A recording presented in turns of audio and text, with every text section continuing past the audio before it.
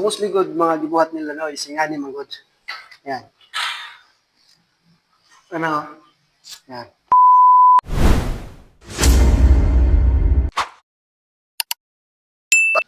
So, ayan guys, no? So, ngayon nga, so, karon isa perform na to ang machine row.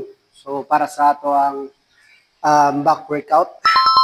So, ang utan natong gamiton isang close grip.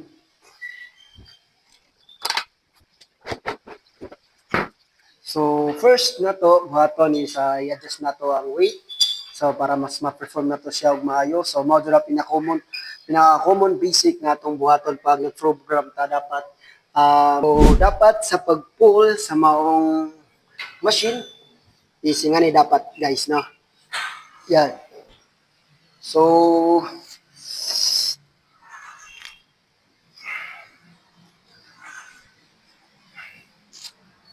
first sa mga nakita na ko, no, isang ginabuhat nila is, nga ni guys, kumbaga, ang ilang gikuha nga kusog is diri gikan sa elbow.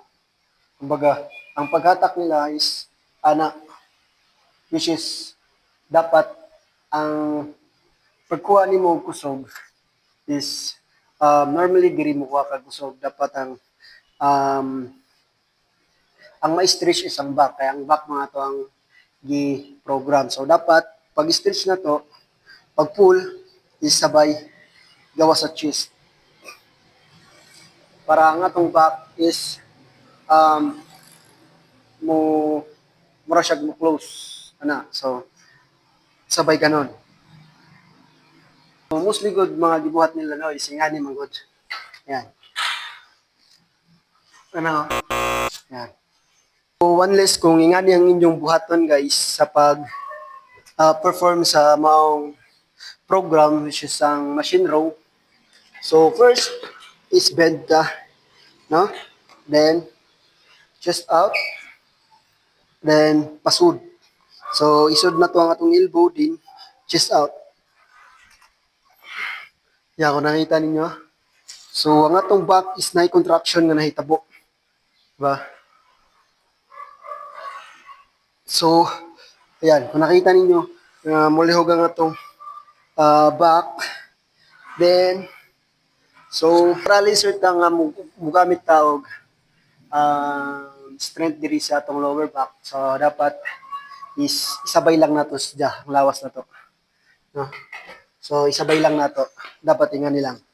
So, down, then, sud, chest out, gawas, then, chest out.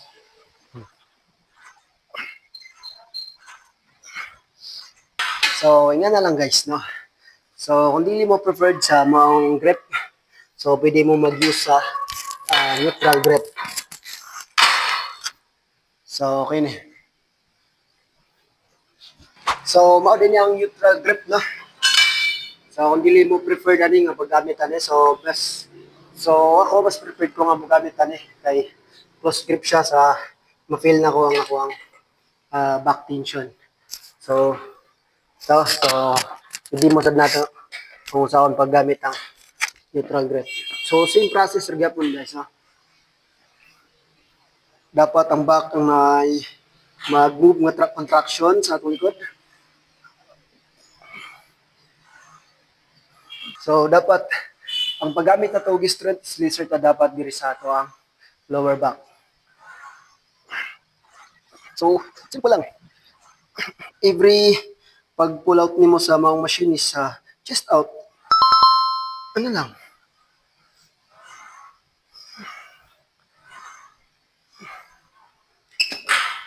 So, kuha na ninyo guys, no?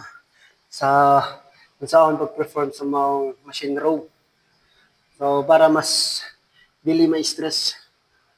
So, damar kasi nga, ang imong elbow, ug ang imong shoulder, may imong gikuha sa pag-stretch. So, lesser ang effective diri sa ato ang back. So, if ang imong gikuha nga stretches diri sa back, so chest out, pinaka-basic lang jud na guys. Isang paghatak nimo is igawas lang jud nimo ang chest.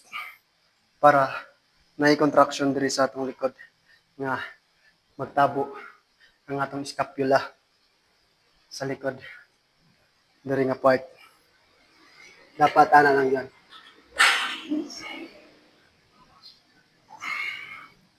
So based lang sa di sa ako ang observation sa ginabuhat na ko nga ingani nga program. So before mao sa akong ginabuhat, kumbaga ang akong kusog is gikuha na ko diri.